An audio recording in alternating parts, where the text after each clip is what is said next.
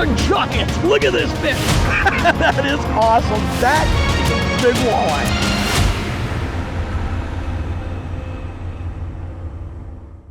Today on Jon Thelen's Destination Fish, we break down locations and tactics to catch walleyes on small waters. Jon Thelen's Destination Fish is brought to you by Lindy Fishing Tackle and Alumacraft Boats.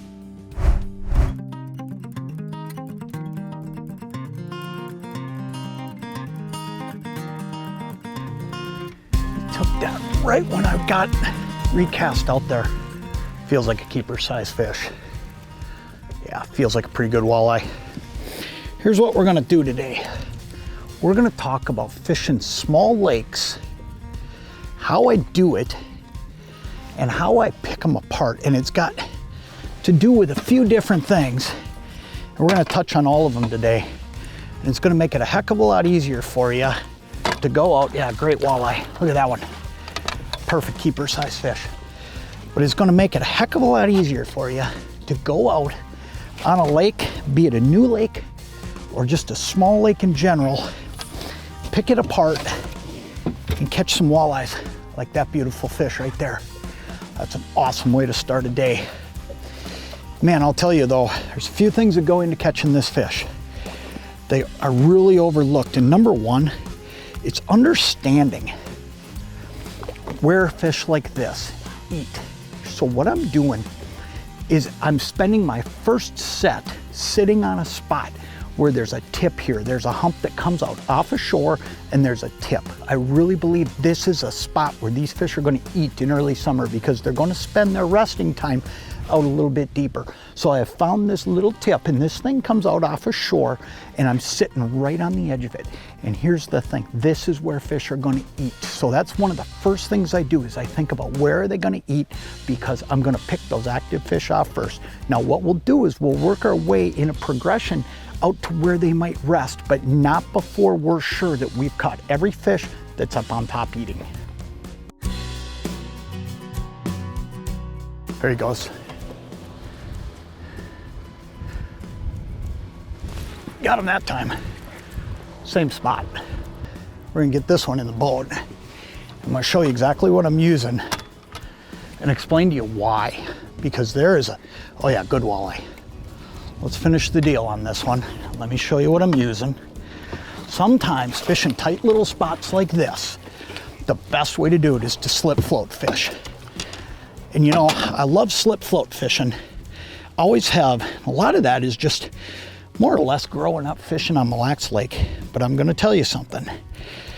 There are scenarios where slip float fishing is a lot different on a lake like this than on a Mille Lacs Lake. And what I mean is a lot of times I'm moving and looking. Here, I'm picking one of those tight little spots and I'm fishing. I'm just sitting on top of these fish, getting in an area, parking the boat, and just fishing. And walleyes like that one right there, what a great fish. I mean, I'll take that all day long. But walleyes like that one right there are set up on these spots.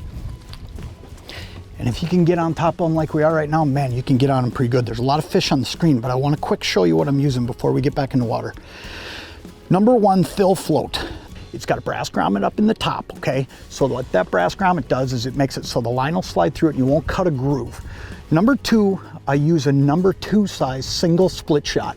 And then down here at the business end, I've got a Lindy live bait jig. I use a jig because if you use a plain hook, what happens is that leech eventually just gets tired of swimming and he ends up vertical. Well, if I use a jig, when it goes down there, it hangs horizontal and that leech can just naturally move like this. So having that bait horizontal can make a huge, huge difference because that's the natural state that these walleyes see them in.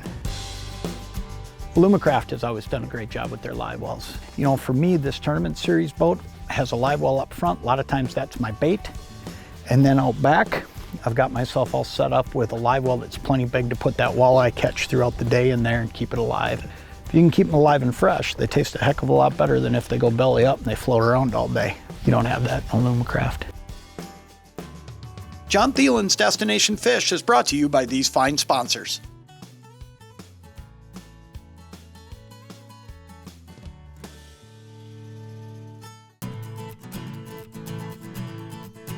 I'm gonna give you a couple tips here in between fish that are gonna make you a heck of a lot more proficient while you're float fishing. Number one, it's easy to try to guess where you're at as far as depth off the bottom. That Lindy depth bomb makes all the difference for me. I don't try to guess. It's really important to me that I be in the right spot.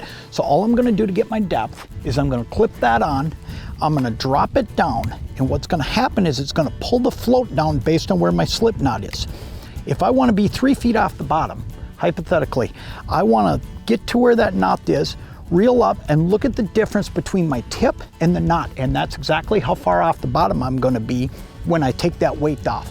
So here on a lake like this, where I'm talking stained, kind of dirty water, I wanna be a foot off the bottom. Don't try to guess, because when it comes down to it, being precise is gonna make a huge difference in how many fish you catch. Got them. It seemed like they slowed down for just a little bit, and they'll do that to you.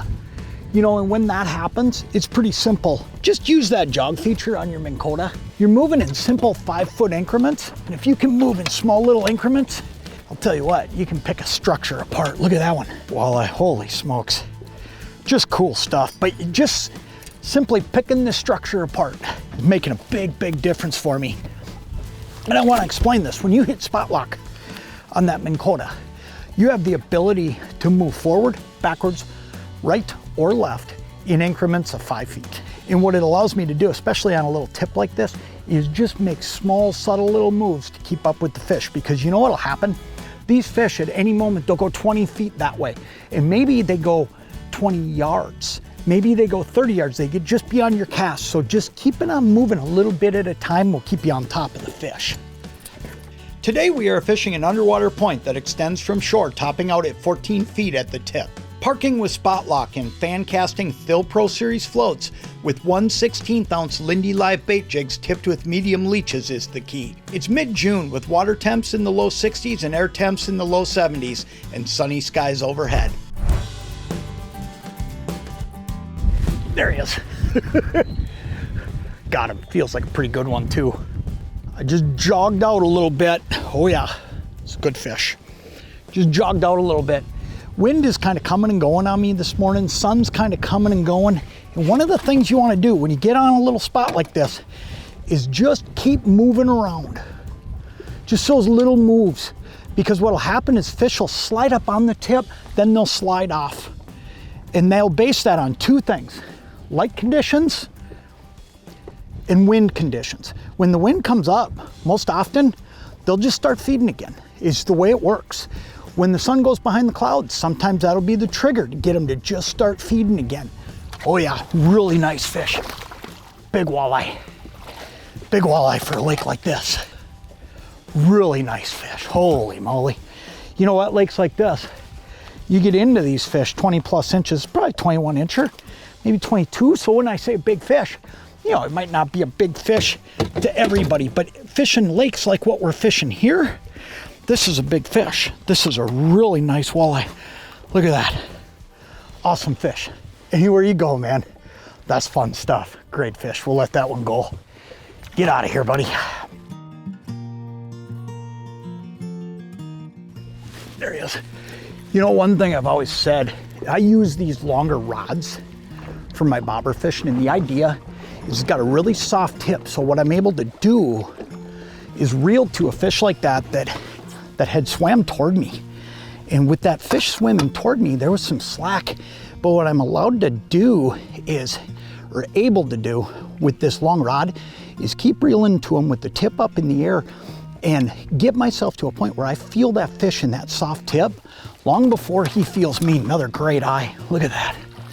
Man, just smacking him. Just smacking him this morning. That is just fun. I'll tell you what. This is just fun fishing. Look at that fish. There we go. Look at that. They're great fish. That's awesome stuff right there, man. I'll tell you. How fun is this stuff? How fun is it? It's just one after another. I'll tell you what, get out, fish a couple of these small lakes. The opportunities out here are absolutely awesome. Another great, great fish. Jon Thelen's Destination Fish has been brought to you by these great sponsors.